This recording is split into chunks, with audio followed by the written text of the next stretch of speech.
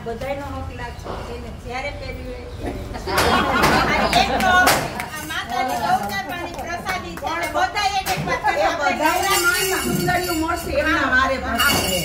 આ નવરાત્રીથી જ આપણે ચાલુ કરશું બધા એક એક પહેલા રાતુરી ઓળખ મારી ઈચ્છા છે ના